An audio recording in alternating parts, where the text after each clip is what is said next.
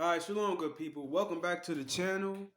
And as you can see in the title, it's a very sad story that I have to break down to the people today. And this story happened about 2 days ago. Now, I feel as though this story hits close to home because we all have people or family members or friends that deal with these domestic situations, right?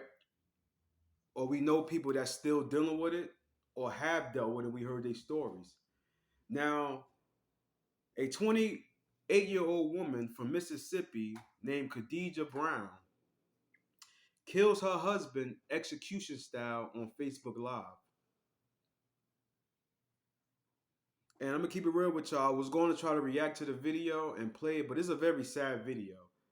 It's very sad. And majority I feel sorry for the children. I really feel sorry for the kids that were, they had to witness their father with a hole in his head. Now let's get back to the story. Now, as the video goes on, I just watched it. The video clicks on. I just hear her complaining about he's not there for the kids. He don't cook for them. After work, he goes out and spend time with his mother, or homeboys, and this, that, and the third. But the whole time, and she said he goes to work, after he go to work, this, that, and the third. So I say to myself, it was foolish from the beginning how she was complaining.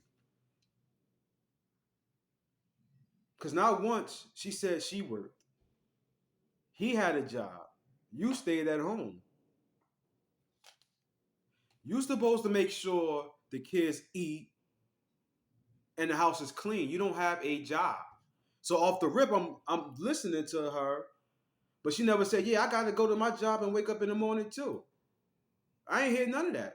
Then you hear Mama, her mother in the background, just co-signing like a mockingbird, gaslighting shit. Yeah, he don't come over here and cook for the kids, but I'm over here cooking, da da da da da da da da. So I said, wow, she done got mama involved. So mama, that's her daughter, so she gonna ride her daughter's coattail. But at the end of the day, like I tell people, once you get married or get in a relationship, keep your parents and family members out of it. Handle it yourself. You know what I'm saying? You can come for advice, but people get too, you know what I'm saying? Even the Lord said it. Once a man and woman get married, they leave their household. They leave their mother and father. And y'all do your own thing. But this is what happens. This is the result of involving mama in it and this, that, and the third. So now the woman is ranting still on Facebook Live. Yes, this, that, and the third, da da da da da da da da da. Mama still gaslighting. So now the guy comes in. He's on the phone with his homeboy. She's pushing on him, hitting him, pushing on him, hitting on him. And he's like, yo, get off me. Stop, stop, stop. Don't touch me. You don't touch me. Where you going? What you think? I'm getting my clothes to get ready to go to work. No, you not. She pushing on him still.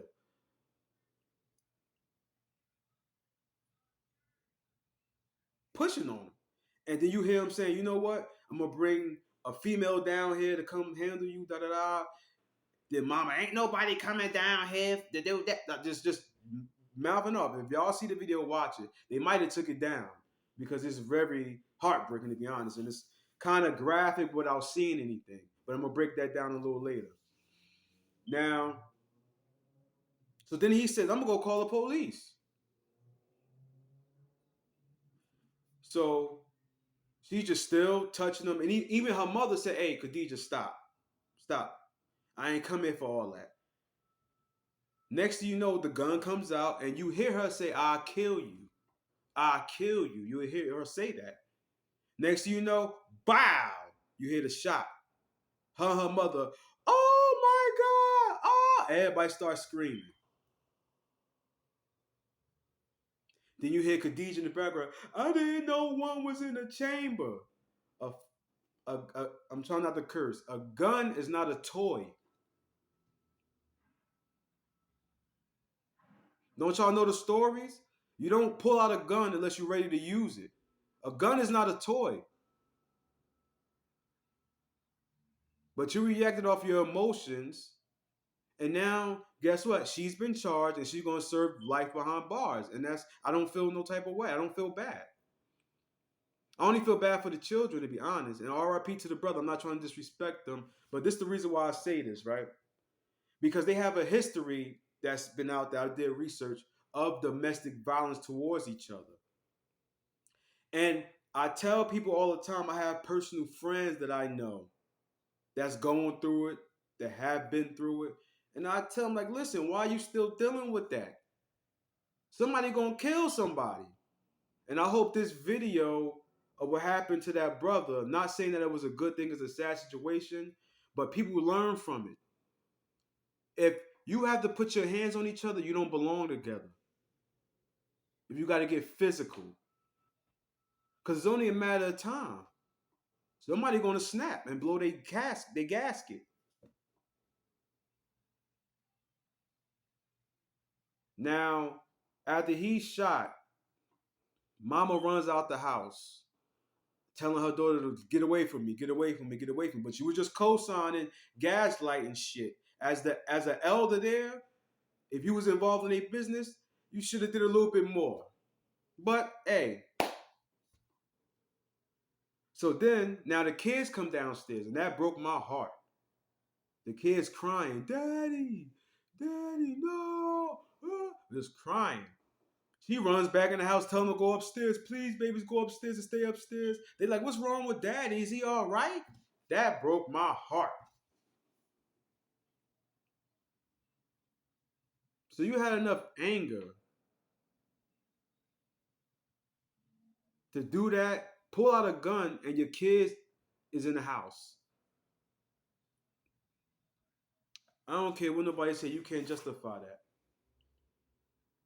My whole thing is this, and then no, let me say this part. Then as he's coming back in the, as the kids come, she send the kids upstairs.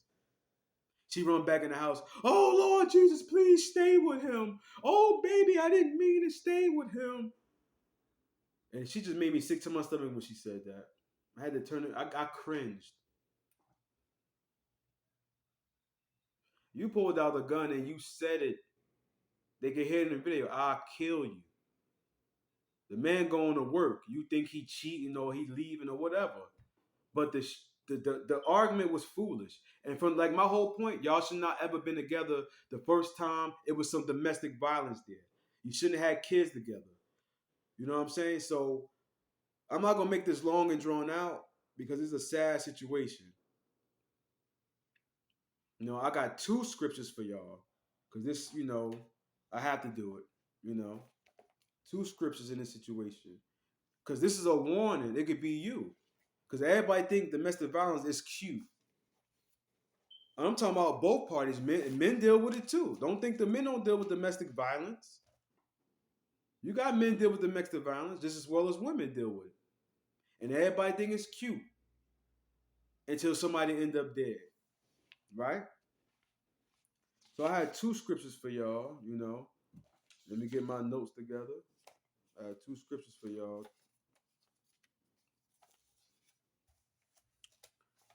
All right. And this what the sister did that was wrong.